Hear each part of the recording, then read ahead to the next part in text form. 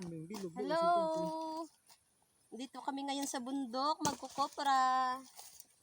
Hindi kami nakapagpalaot guys kasi nga mahina yung hulihan ng isda ngayon. Kaya dito na lang sa bundok. Ayan. Tanggalin natin yung niyog. Kupra na lang tayo guys. Kahit pa paano, may kita. Mura yung kilo ngayon dito. Nasa 20 na lang per kilo. Ayan. Tanggal na. Kahapon namin din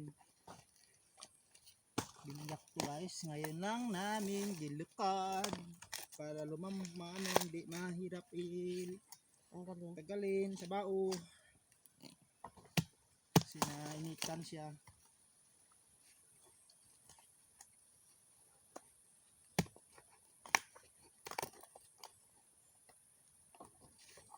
Mahina yung isda.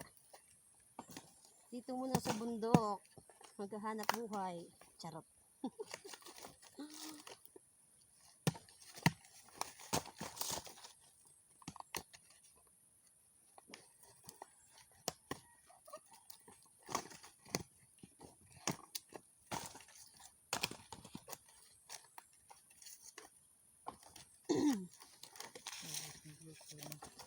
Kaunti lang, kaunti lang.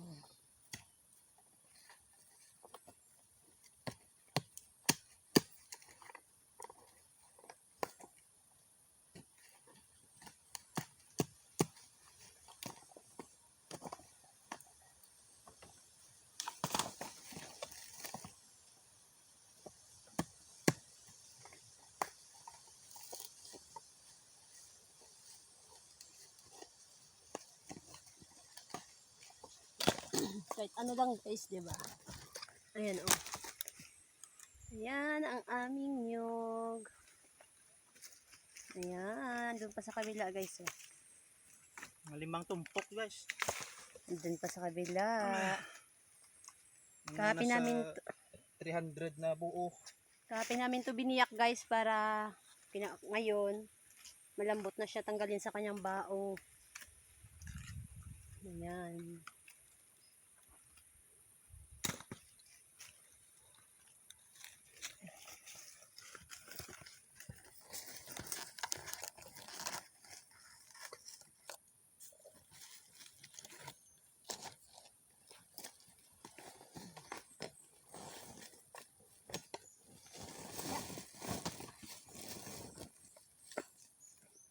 Tanggalin ang nyog. Dito guys, isasalang sa apoy. Yung ibibilad na lang sa araw kasi matindi yung init dito. Mga 2 araw lang to, pwede na. Pwede nang ipakilo at saka magkakapera na siya. Ayan. Para may pambili ng bigas. Charot.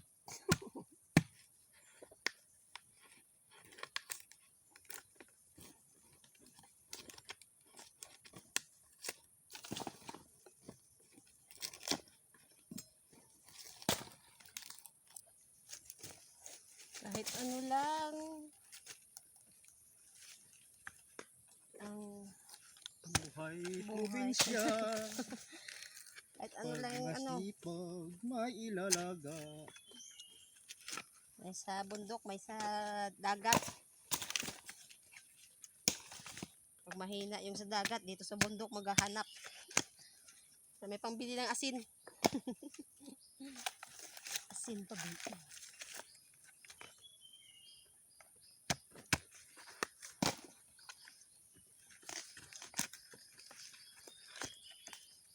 Insert na to guys sa aking content na pangingisda.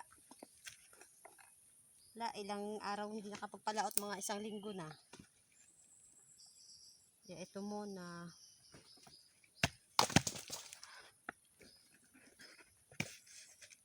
Hindi naman to inakyat guys, yung mga hulog-hulog lang to. Yung mga nahulog lang sa ilalim. Kasi hindi marunong umakyat ng mataas. Tatakot. Baka mahulog. Pag mga mababa lang, pwede. Pero pag mataas na, hindi kaya. Suka. Kaya yung mga nahulog lang to. Inipon. Ano yung green ang halo ko? Wala. Oo nga, may green. Yung sa mababa nga lang yung kinuha. Yung may green na ilang piraso lang naman yun.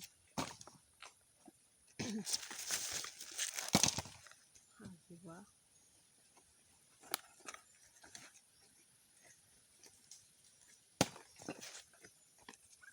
Mabilis nang tanggalin. Kasi malambot.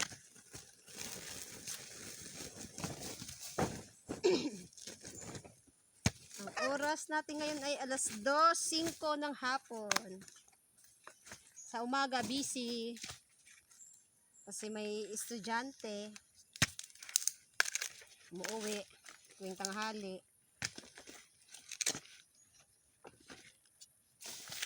Kawawa naman pag uwi sa bahay, walang tao. Kaya sapon na lang kami bumabalik. Sa umaga wala. Kami punta dito.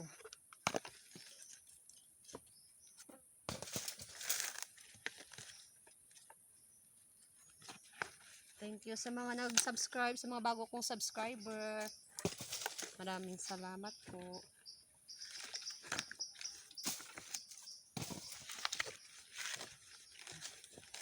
Sa isa-isa lang. Sa isa lang kadunggang.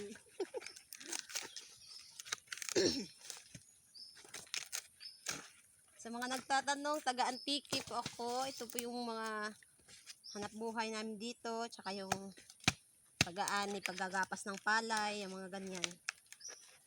Pangingisda. Kasi malapit yung ano dito sa amin eh. Yung bundok at saka malapit din yung dagat. Ayan. Mga hanap buhay dito sa aming probinsya. Pandan Antique.